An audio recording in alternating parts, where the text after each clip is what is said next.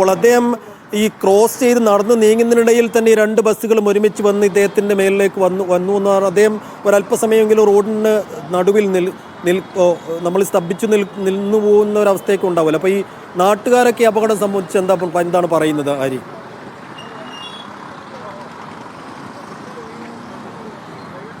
സൈഫുദ്ദീൻ, ഈ സമയത്ത് ഇവിടെ അങ്ങനെ പെട്ടെന്ന് ദൃശ്യങ്ങൾ കണ്ട ആളുകൾ എന്ന് പറയുന്ന ആളുകളെല്ലാം പോയിട്ടുണ്ട്. ആകെ ഉണ്ടായിരുന്നത് ട്രാഫിക് പോലീസുകാർ മാത്രമാണ്. അതും ആ സമയത്ത് ഈ പറയുന്ന പോലെ നമ്മൾ ഈ ദൃശ്യങ്ങളിൽ കാണുന്നത് പോലെ ആരും തന്നെ അങ്ങനെ ട്രാഫിക് നിയന്ത്രിക്കാൻ ഉണ്ടായിരുന്നില്ല. ആകെ ഉണ്ടായിരുന്നത് ആ സമയത്ത് ഉണ്ടായിരുന്നത് ട്രാഫിക് സിഗ്നലായിരുന്നു. പിന്നീട് ഈ അപകടം ഉണ്ടായതുകൊണ്ടാണ് ആ സിഗ്നൽ ഉപേക്ഷിച്ചുകൊണ്ട് ഇത്തരത്തിൽ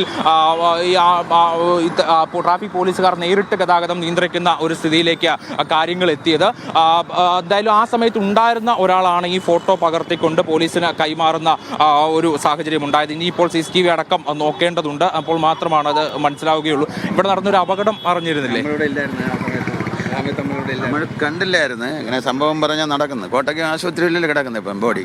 ഇതിപ്പോൾ ഇവിടെ ഇങ്ങനെ ഒരു പ്രശ്നം ഉണ്ടോ? സാധാരണ രീതിയിൽ ഭയങ്കര ശല്യമാണ് സാറേ. അത് എന്തെന്നറിയാം, ഈ ബസ് സ്റ്റാൻഡ് ബാക്കിലാക്കണം. ഒരു കട അകത്തിരിക്കുന്നിടത്ത് മാറ്റിയാലേ ഇവിടെ വീതി കൂട്ടണം. ബസ് സ്റ്റാൻഡ് ബാക്കിലാക്കണം. ഫ്രണ്ടിൽ കൊണ്ട് വെച്ച് കഴിഞ്ഞാൽ ബസ്സിലൊക്കെ ഒന്നും പോകാൻ പറ്റില്ല. ഇവിടെ ഇങ്ങനെ ക്രോസ് ചെയ്യുമ്പോൾ എന്തെങ്കിലുമൊക്കെ പ്രശ്നം ഉണ്ടാവാറുണ്ട്. ബസ് കൊണ്ട് അവിടെ പിടിക്കും, ഇഞ്ഞ് കയറ്റി പിടിക്കും. എങ്ങനെ തിരിയാൻ പോലും പറ്റില്ല ആൾക്കാർക്ക്. വലിയ ശല്യമാണത്. അത് ബസ് അങ്ങോട്ട് ഒതുങ്ങാനുള്ള സ്ഥലമല്ലേ, കടകൾ. അതിനപ്പുറം കംപ്ലീറ്റ് കടകളാണ്. ഒരു കട മാറ്റി കഴിഞ്ഞാൽ വീതി അങ്ങോട്ട് ബാക്കിലോട്ട് മാറ്റാം. Bus stand സ്ഥിരമാണിത്.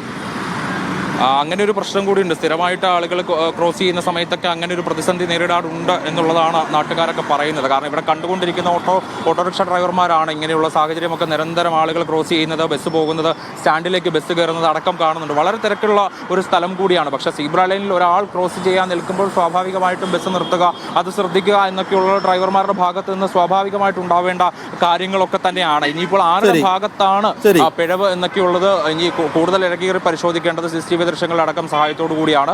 അത് പോലീസ് ശേഖരിച്ചു വരികയാണ്. എന്തായാലും 2 ഡ്രൈവർമാർ ഇപ്പോൾ അറസ്റ്റിലായിട്ടുണ്ട്. സൈഫുദ്ദീൻ.